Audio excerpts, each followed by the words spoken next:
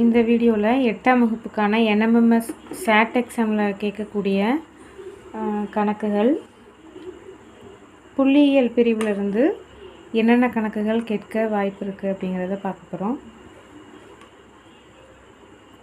First, கீழ்கண்டவற்றில் சராசரி, இடைநிலை, முகடு ஆகிய மூன்றும் சமமாக உள்ள தொகுப்பு என்ன அப்படின்னு கேட்டிருக்காங்க. 4 ஆப்ஷன் கொடுத்துருக்காங்க. சராசரி, இடைநிலை, முகடு இந்த மூணும் சமமாக இருக்கக்கூடியது பார்க்கணும். ஃபஸ்ட்டு சராசரினா என்ன அப்படின்னு பார்ப்போம். சராசரி அப்படிங்கிறது, இப்போ 5 எண்களின் சராசரி கேட்டாங்க அப்படின்னா 5 எண்களையும் கூட்டி 5ஆல் வகுக்கணும். 6 எண்களின் சராசரி கேட்டாங்கன்னா 6ஐயும் கூட்டி 6ஆல் வகுக்கணும். இப்போ எத்தனை நம்பர் இருக்கோ எல்லா நம்பரையும் கூட்டி அந்த எண்ணிக்கையால் நம்ம வகுக்கணும். அதுதான் சராசரி. இடைநிலை அப்படிங்கிறது எப்படி கண்டுபிடிக்கணும்னா, கொடுத்துருக்கக்கூடிய அந்த எண் தொகுப்புகளை ஏறு வரிசையில் எழுதிக்கணும். ஏறு வரிசையில் எழுதும்போது நடுவில் என்ன நம்பர் இருக்கோ அதுதான் இடைநிலை. ஒருவேளை நடுவில் இரட்டைப்படை எண்களாக இருந்துச்சு அப்படின்னா நடுவில் 2 எண்கள் இருக்கும். 2 எண்கள் இருந்ததுன்னா அந்த 2 எண்களுக்கான சராசரி தான் இடைநிலை. முகடு அப்படிங்கிறது கொடுத்துருக்கக்கூடிய அந்த எண் தொகுப்பில் அதிக முறை வந்துள்ள எண் தான் முகடு அப்படின்னு சொல்கிறோம். இப்போது இந்த ஆப்ஷன்ஸ் 4 ஆப்ஷன்ஸில் சராசரி, இடைநிலை, முகடு இந்த 3 ஒரே நம்பராக இருக்கிறது என்னன்னு கேட்டிருக்காங்க.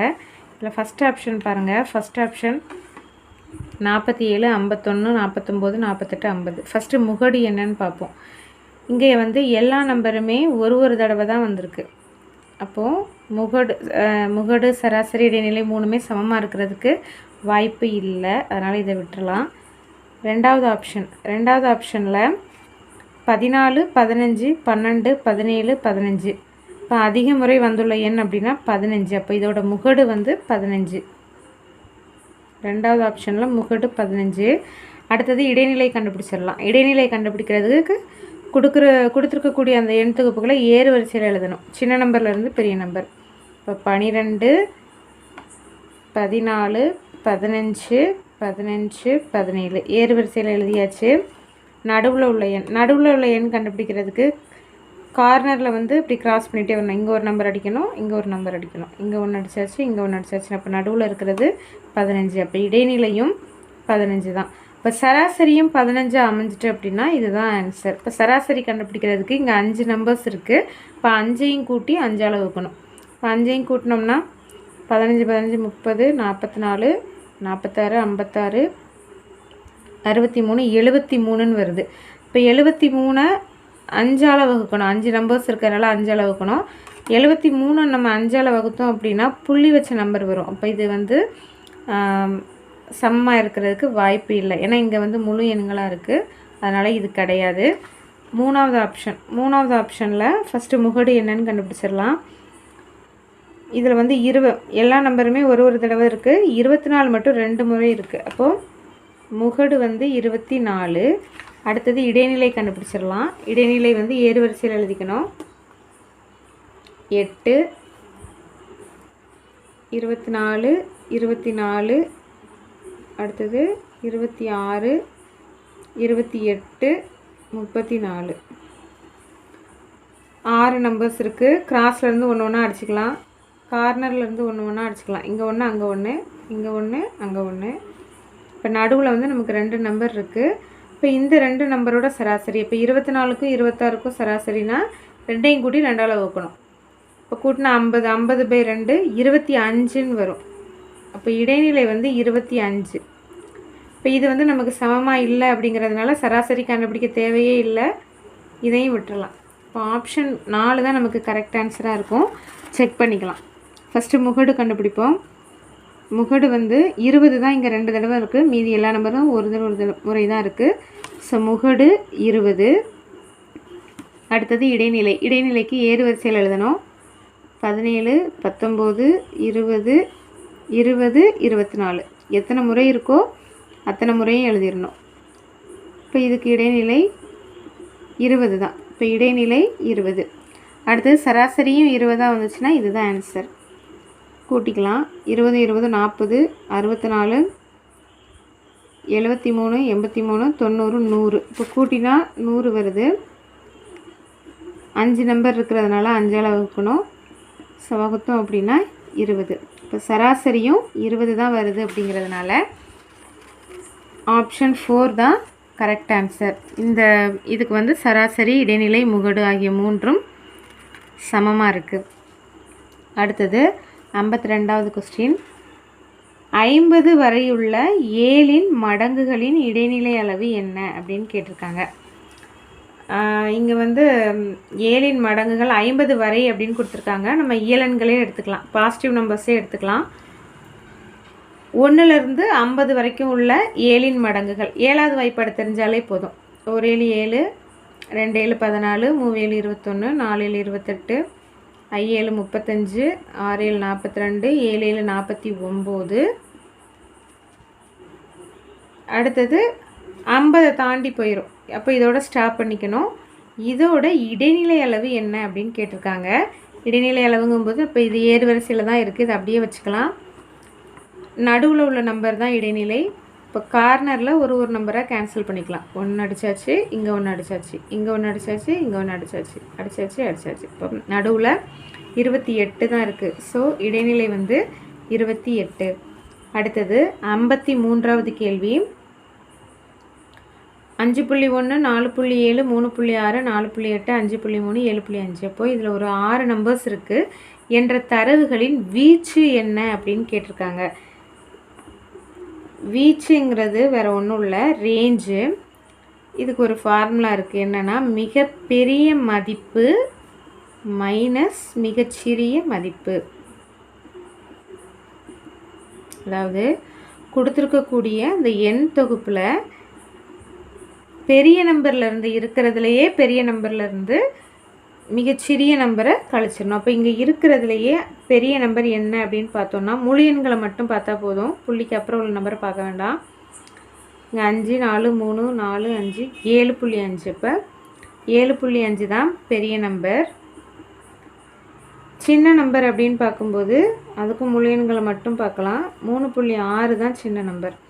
இப்போ 3.6 கழிக்கணும். 7.5லேருந்து 3.6 கழித்தோம் அப்படின்னா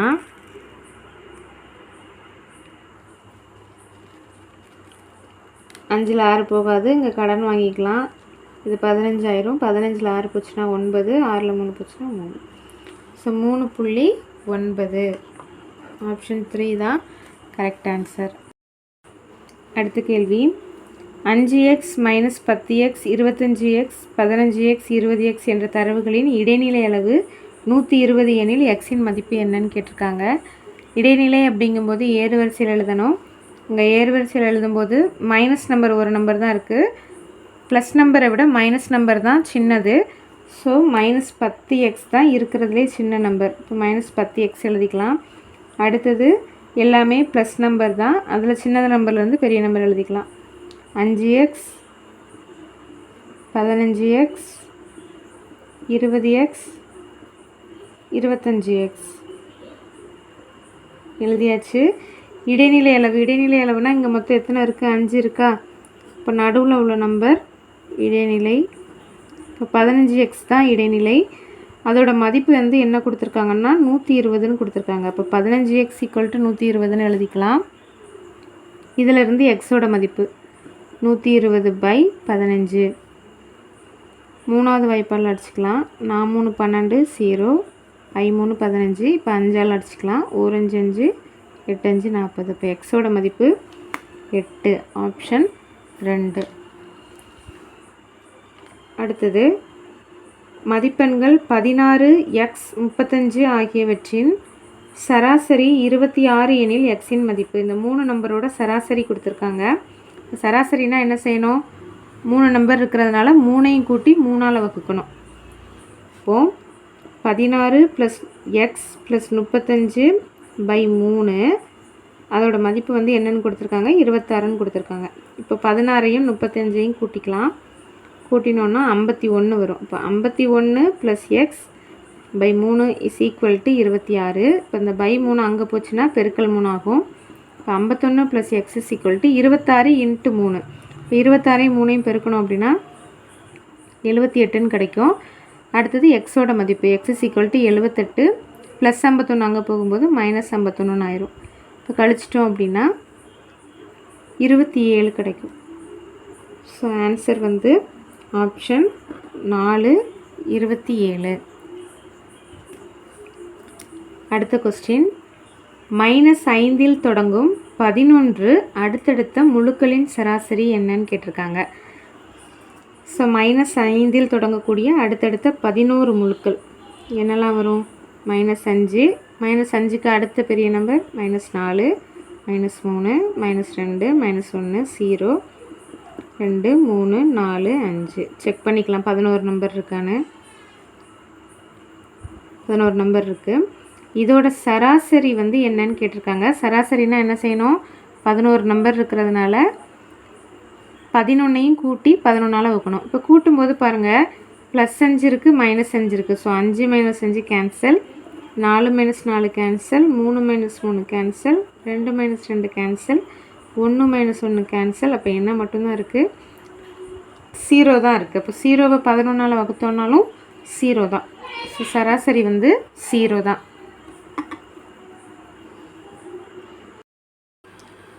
அடுத்த கேள்வி, Y பந்துகளின் சராசரி விலை ₹Y+4 எனில் பந்துகளின் மொத்த விலை என்ன அப்படின்னு கேட்டிருக்காங்க. அதாவது பந்துகளின் எண்ணிக்கை வந்து Y, சராசரி Y+4, மொத்தம் எத்தனைன்னு கேட்டிருக்காங்க. சராசரிக்கு ஃபார்முலா மொத்தம் பை எண்ணிக்கை.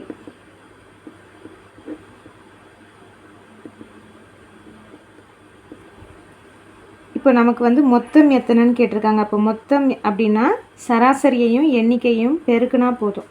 இப்போ இது ரெண்டையும் பெருக்கணும். ஸோ Y × Y+4 பெருக்கும்போது 2 டேர்மையும் பெருக்கணும். Y × Y, Y² + 4 × Y, 4Y. இப்போ ரூபாய் Y² + 4Y. இது ஆன்சர். அடுத்த கொஸ்டின், 40 மாணவர்களின் எடைகளின் சராசரி 34 கிலோகிராம் என கண்டறியப்பட்டது. பிறகு தரவுகளை சோதித்ததில் ஒரு மாணவனது எடை 28 கிலோகிராம் என்பதற்கு பதிலாக 38 கிலோகிராம் என தவறாக கணக்கிடப்பட்டிருப்பது தெரிய வந்தது. எனில் அம்மாணவர்களின் சரியான சராசரி எத்தனை கிலோகிராம் அப்படின்னு கேட்டிருக்காங்க. இப்போ மாணவர்களின் எண்ணிக்கை கொடுத்துருக்காங்க, சராசரியும் கொடுத்துருக்காங்க. இதில் இருந்து மொத்த எடை 40 மாணவர்களோட மொத்த எடை கண்டுபிடிச்சிடலாம். அதுக்கு இந்த கணக்கில் பார்த்த மாதிரி தான். மொத்தம் கண்டுபிடிக்கிறதுக்கு சராசரியையும் எண்ணிக்கையும் பெருக்கணும். இப்போ மொத்த எடை = 34 × 40. இப்போ 34 × 40 1360. இதுதான் மொத்த கிலோகிராம். மொத்த வெயிட்டு 40 மாணவர்களோட மொத்த வெயிட்டு 1360 கிலோகிராம். இதுக்கப்புறம் என்ன கண்டுபிடிக்கிறாங்க அப்படின்னா, ஒரு மாணவனது எடை 28 கிலோ அப்படிங்கிறதுக்கு பதிலாக 38 கிலோன்னு தவறாக எடுத்துக்கிட்டாங்க. அப்போ தவறாக எடுத்ததை கழிச்சிட்டு சரியாக உள்ளதை கூட்டிக்கணும். இப்போ 1360லேருந்து தவறாக உள்ளது 38, அந்த 38ஐ கழிக்கிறோம். சரியான தகவலை கூட்டுறோம். இப்போ +28 - 38. இப்போ 1360, 28 - 38 அப்படின்னா -10. இப்போ 1360லேருந்து 10 கழிக்கிறோம், 1350. இதுதான் சரியான கூடுதல். 40 மாணவர்களினுடைய எடைகளின் சரியான கூடுதல். இப்போ இதுக்கு சராசரி கண்டுபிடிக்கணும். இதுக்கு சராசரி கண்டுபிடிக்கணும்னா என்ன செய்யணும்? இந்த மொத்தத்தை எண்ணிக்கையால் வகுக்கிறோம். இப்போ 1350 40ஆல் வகுத்துக்கிறோம். 0 0 கேன்சல், 135 4ஆல் வகுக்கணும். 3 12, மீதி 1 5, 3 12, பேலன்ஸ் 3. புள்ளி வச்சு 0 சேர்த்துக்கலாம். 7 4 28, பாக்கி 2 0 சேர்த்துக்கலாம். 5 4 20. ஸோ ஆன்சர் வந்து 33.75. அடுத்த கேள்வி, 10 முதல் 20 வரை உள்ள பகா எண்களின் சராசரி. 10லிருந்து 20 வரை உள்ள பகா எண்கள் என்னென்ன எண்கள்லாம் இருக்குது? 11, 13, 17, 19 இந்த 4 நம்பர் தான் இதோட சராசரி. சராசரி அப்படிங்கும்போது 4ஐயும் கூட்டி 4ஆல் வகுக்கணும் பை 4. இப்போ கூட்டினோம் அப்படின்னா ஈஸியாக கூட்டிக்கலாம். இது 2ஐயும் கூட்டினா 30, இது 2ஐயும் கூட்டினா 30, 30 30ம் 60. இப்போ 60 4ஆல் வகுத்தோம் அப்படின்னா 15 கிடைக்கும். So answer 15. அடுத்த கேள்வி, ஒரு எண் தொகுப்பு கொடுத்துருக்காங்க. என்ற தரவுகளின் முகடு மற்றும் இடைநிலை ஆகியவற்றின் சராசரி என்னன்னு கேட்டிருக்காங்க. ஃபஸ்ட்டு கொடுத்துருக்கிற நம்பரை ஏறு வரிசையில் எழுதிக்கலாம். சின்ன நம்பர் இருக்கிறதுல சின்ன நம்பர் 1, 1 ஒரு முறை தான் வந்திருக்கு, அப்போ 1 போட்டுக்கலாம். அடுத்தது 2, 2ம் ஒரே ஒரு முறை தான் வந்திருக்கு, 2.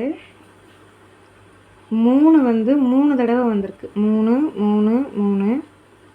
அடுத்தது 4, 1 2, 4 2 முறை வந்திருக்கு. 5ம் 2 முறை வந்திருக்கு. 6 ஒரு முறை வந்திருக்கு. 7 2 முறை வந்திருக்கு. 8 2 முறை. 9 ஒரு முறை. இப்போ எத்தனை நம்பர் இருக்குன்னு எண்ணிடலாம். 1 2 3 4 5 6 7 8 9 10, 15 நம்பர் இருக்குது. அது மாதிரி இங்கேயும் 15 நம்பர் இருக்குது. செக் பண்ணிக்கணும், ஏன்னா ஏதாவது ஒரு நம்பரை நம்ம மிஸ் பண்ணியிருப்போம். அங்கே 15 நம்பர் இருக்குது, இங்கேயும் 15 நம்பர் இருக்குது அப்படின்னு செக் பண்ணிக்கிட்டோம். இப்போ இதோட முகடு மற்றும் இடைநிலை ஆகியவற்றின் சராசரி என்னன்னு கேட்டிருக்காங்க. ஃபஸ்ட்டு முகடு கண்டுபிடிச்சிடலாம். முகடுங்கிறது என்ன? அந்த எண் தொகுப்பில் எந்த எண் அதிக முறை வந்துள்ளதோ அதுதான் முகடு. இப்போ இங்கே வந்து 3 தான் அதிக முறை வந்துள்ளது, 3 தடவை வந்திருக்கா. இப்போ முகடு வந்து நமக்கு 3. அடுத்தது இடைநிலை. இடைநிலைனா என்ன? நடுவில் உள்ள நம்பர். அப்போது சைட்லேருந்து ஒரு ஒரு நம்பராக நம்ம கேன்சல் பண்ணிக்கிட்டே வரலாம். இங்கே ஒன்று அடிச்சாச்சு அடிச்சாச்சு அடிச்சாச்சு அடிச்சாச்சு.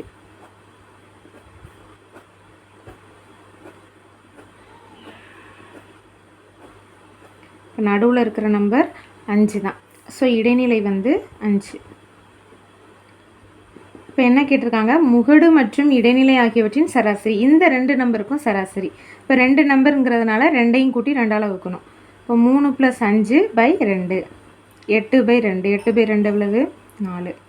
ஸோ ஆன்சர் வந்து 4. இந்த மாதிரி வீடியோஸ் உங்களுக்கு பிடிச்சிருந்ததுன்னா லைக் பண்ணுங்கள், கமெண்ட் பண்ணுங்கள், ஷேர் பண்ணுங்கள், சப்ஸ்கிரைப் பண்ணுங்கள். தேங்க்யூ.